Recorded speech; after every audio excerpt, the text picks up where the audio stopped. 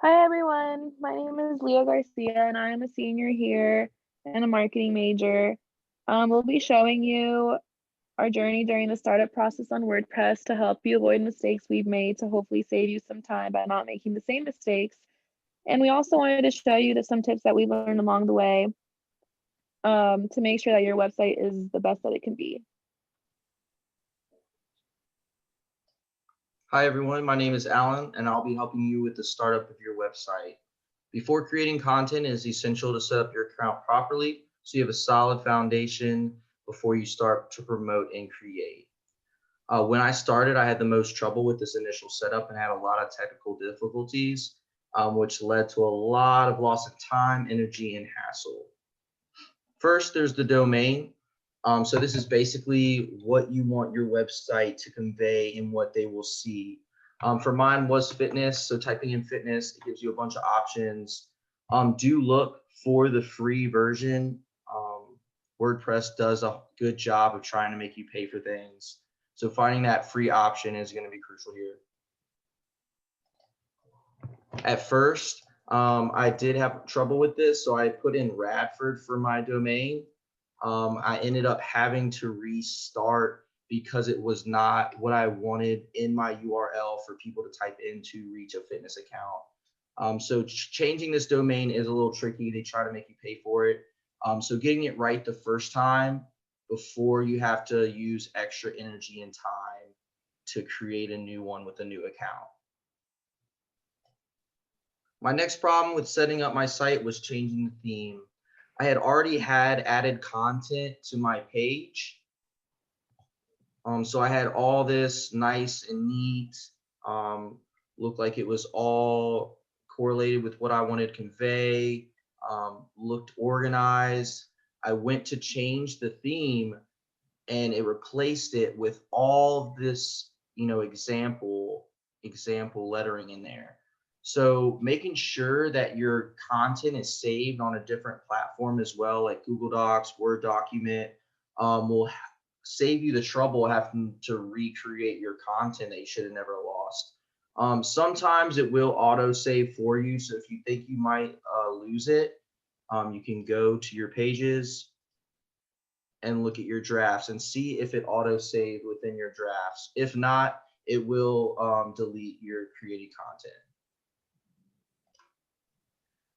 I would recommend taking a day to play around with the website themes, color palettes, and fonts and special features that they offer because you overall want to give your blog post the same vibe of the audience that you're trying to reach would like. You can find the customization here at the bottom, and this is where they offer all of the different tools. Before you get to my blogs, I created an introduction page with soft pastel colors that set the mood for all of my blogs because I'm talking mostly about my cat, who's a very gentle creature. An introduction or homepage is very important because it will give the reader a sense of who's talking and feel a little more connected to the person's writing. I also went ahead and added a language-friendly option for people outside of the country that might want to read the blog but don't know English, so they have the option to completely translate the whole blog. Within my homepage, there is a link that will take you to my first blog, which is right here. It says start here. For anyone that stumbles on my page and doesn't know where to begin, it takes you to my first blog because that was the one that I wanted people to first read. And you can really set it up with your first blog, your favorite. All you have to do is go to the settings of your introduction page and set up the permalink and just add the URL of the blog post that you want. You can also do that to all of your social media accounts as well. The theme that I had chosen had all the little Facebook, Twitter, Instagram icons, and if you want to, you have the option to set all those up as well. I thought about how most of the pictures I was going to use in the future are of my own cat in my bedroom, my house, and I knew that the colors were also pastel, so there wasn't a huge contrast difference. And it flowed nicely, which is what I wanted. If we go to one of my blogs, you can see that it's all pink and blue. And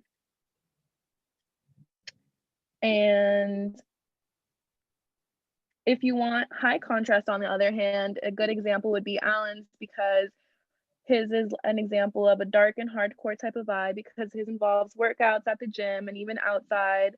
Gyms are usually very neutral in color, but to get the reader hyped up and hooked onto the blog post, he incorporated pictures of nature and how you can use it to work out. His gym equipment is a bright yellow, which really grabs your attention. And not to mention his choice in outfits. He would wear some bright outfits in pink, which really stood out in contrast with the yellow as well. It pumps you up and grabs your attention, which is what he was looking for.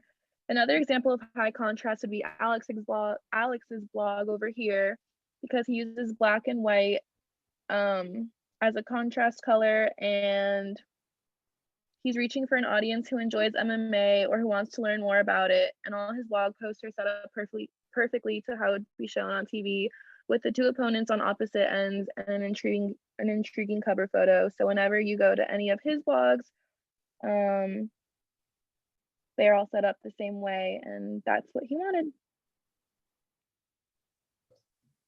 All right, hey guys, my name is Alex Matlock, and another problem you might face is adding media to your blog or website. And how you add a picture or video to your blog is you go up to this this blue plus sign on the top left screen, and once you're here, it may seem a little bit overwhelming at first because there's a lot of different options. But it's okay. Don't let that scare you. You know, take your time, and you'll slowly learn about all the different things here. But to add a picture, all you have to do is either scroll through here, like I was showing, and click on image, or if you want, you can just type in the word image and it'll pop up. And once you're here, you'll have 3 different ways to upload an image. So the option 1 would be just to hit this blue upload button. And once you hit that, you can just upload things directly from your computer, and then it'll put it directly into your post, and then you can customize it the way you want. Option number 2 would be selecting it through the media folder on your in your website, and you can once you add it to your media folder, you can use it as many times as you like. So as you can see, I have many different things here, and I can just click on them and then they'll go right in. So you can use this as many times as you like. Beware though, because if you delete these, then it'll delete every instance of them from on your website. So past blogs anywhere on your website, it'll go away. The third option is getting it from your Google Drive. Now, this is a good option if you have a Google Drive full of photos that you'd like to use in your website. But if you don't have a Google Drive full of pictures, I wouldn't recommend this option, as it takes a lot of time to upload things to your Google Drive. Option 4, which is one of my favorite options, is called, let me get it, Pixels Free Photos. Now, this is really good because it has a bunch of different free photos that you can use, and you can just type things in like nature or rocks or things like that, and it'll search for things on the internet, and it'll find you some royalty-free images that you can use in your blog post. On the topic of royalty-free images, I think another issue that's important to go over is copyrighted works. As we all know, you cannot take other people's work and pass it off as your own. That's called plagiarism. Well, with photos, videos, and songs, it's the same thing. This is why if you're going to add media to your blog, it is safest if if you use media that you've created, or royalty-free media, which means it's free for anyone to use. However, if your blog is directly talking on, criticizing, or adding to the copyrighted work, you may be allowed to feature the copyrighted work through fair use. Fair use is a United States doctrine that allows for ways around copyright infringement. If you intend on featuring copyrighted works in your blog, I would recommend looking into fair use a little bit. This is all you can do on WordPress. The possibilities are endless. We hope you enjoyed this video and found it to be a good starting point on your WordPress journey. Thank you.